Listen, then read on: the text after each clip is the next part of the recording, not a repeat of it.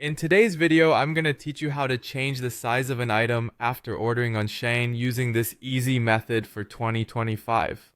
Now, it's important to note that SHEIN doesn't allow you to directly change the size once you've placed your order, but don't worry, I've got a simple workaround you can follow. Let's dive into the step-by-step process. First, you'll want to grab your phone or sit at your computer to open the SHEIN app or website. Once you have it open, go ahead and log in with your account details. If you've enabled auto login, you might already be in, so that's one step done quickly. Now, head to the Me section, which you can find at the bottom of your screen or on the dashboard. From there, tap or click on My Orders. This is where you'll find all of your current orders listed. Locate the order with the item for which you accidentally selected the wrong size. It's crucial to check if the order status is still marked as processing. If it is, you're in luck because you can cancel this order.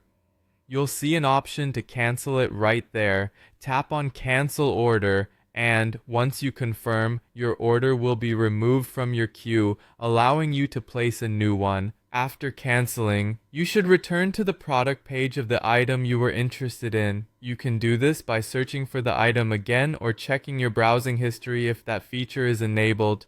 Once back on the product page, take a moment to carefully select the correct size. This is a key step as you don't want to go through the cancellation process again. Add the correctly sized item to your cart and proceed to reorder just as you would with any new purchase. Let's move on to some effective tips that will make this process even smoother in the future. It's always beneficial to act quickly upon realizing a mistake. So, if you notice the wrong size immediately after ordering, don't hesitate, cancel as soon as you can. Another good habit is to always consult the size guide provided on SHEIN before you place your order. This can help prevent errors from the start.